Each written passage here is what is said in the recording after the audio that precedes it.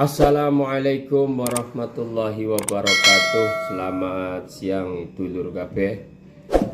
Selamat beraktivitas di hari Rabu tanggal 19 Oktober 2022. Semoga kita tetap dalam lindungan Allah Subhanahu wa taala dalam kondisi apapun dan berada dimanapun kita berada. Oleh karena itu, mari kita selalu beraktivitas dengan aktivitas yang positif, dan jangan lupa dukung channel ini dengan cara subscribe, like, comment, and share. Semoga channel ini akan bermanfaat bagi kita di lingkungan kita masing-masing, baik di daerah Bergas, Tegal, Slawi sesuai dengan namanya Bergas, SSB Sehat Semangat Bermanfaat, dan di seluruh Indonesia pada umumnya juga bisa mengambil manfaat dari channel ini. Yang jelas adalah kita dalam rangka mengisi kemajuan zaman ini dengan era dunia digitalisasi, dan YouTube ini termasuk salah satunya.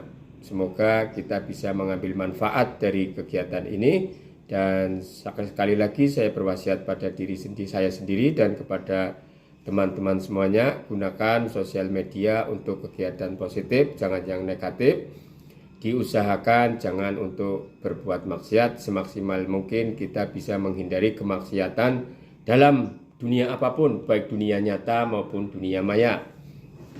Oke, mari kita bacakan berita yang lagi rame, yaitu berita persidangan kematian Brigadir J yang dilakukan oleh Ferdy Sambo dan kawan-kawan, termasuk istrinya. Kali ini saya akan membacakan berita dari Kompas TV, yaitu mengutip dari kriminolog, ya, dari ahli kriminolog, ya, jadi Pak Reza Indragiri Amril. Nah, oke, kita bacakan. Psikolog forensik dalam titik 2, Putri Chandrawati waras dan kompeten, tutur kata sidang bagian dari siasat. Tutur kata di sidang bagian dari siasat. Jakarta, Kompas.TV. Psikolog forensik Reza Indragiri Amril menyebut Putri Chandrawati selaku tersangka pembunuhan berencana terhadap Brigadir J waras, sebab sudah menjalani sidang perdana. Karena Putri sudah dihadirkan di kursi terdakwa, maka kita mutlak bisa berasumsi bahwa dia ini kompeten dan waras, ujar Reza via Breaking News Kompas TV Selasa 18 Oktober 2022. Waras berarti dia tidak punya gangguan jiwa berat sehingga memungkinkan untuk menjalani proses hukum yang sangat mengandalkan daya nalar dan akal sehat manusia, kata Reza. Adapun Putri juga disebut kompeten dan memiliki kecakapan berpikir, berkomunikasi, sekaligus siap bertanggung jawab terhadap setiap perkataan yang ia sampaikan di hadapan majelis hakim. Karena dia itu waras dan kompeten, saya memilih berasumsi segala tindak tanduk dan tutur kata Putri di ruang persidangan tidak terlepas dari siasat atau strategi untuk mendapat manfaat hukum tertentu, kata Reza. Barangkali untuk bisa lolos, bebas murni, namun andaikan tetap dihukum pidana, hukumannya tidak maksimal, yakni hukuman mati, kata psikolog forensik tersebut. Nah, kalau boleh saya menafsiri kalimat ini, maksudnya begini mungkin. Dari siasat tutur kata seorang tersangka dalam persidangan, itu adalah mungkin bisa dikatakan alibi lah ya. Jadi bagaimana membela diri agar jika harapannya sih memang lolos, bebas murni, tidak terbukti. Akan tetapi jika terbukti pun bisa meringankan harapannya dari siasat tutur kata yang disampaikan oleh seorang terdakwa atau tersangka, gitu ya. Ya, ini belajar menafsiri saja, tapi benar salahnya ya monggo ada yang bisa menilai lah. Alasan itu oleh Reza disebut sebuah target hukum yang ingin dicapai oleh orang kompeten sekaligus waras. Masih berhubungan dengan siasat, sebagai terdakwa, Putri dinilai wajar melakukannya. Sebab terdakwa tidak disumpah untuk berkata jujur. Beda halnya dengan saksi yang wajib disumpah sebelum memberi keterangan kepada hakim. Menurut saya PC salah satu sosok yang kredibilitasnya tidak positif berdasar perbandingan antara pernyataan satu dengan yang lain, kata Reza. Hal itu tak jadi masalah oleh Reza karena proses hukum tidak bekerja semata dari pernyataan melainkan dari pembuktian. Toh masih ada saksi lain. Oke ya teman-teman, jadi apa yang harus kita ambil dari peristiwa di sekitar kita adalah kita wajib waspada bahwasanya manusia itu berpotensi baik dan berpotensi buruk.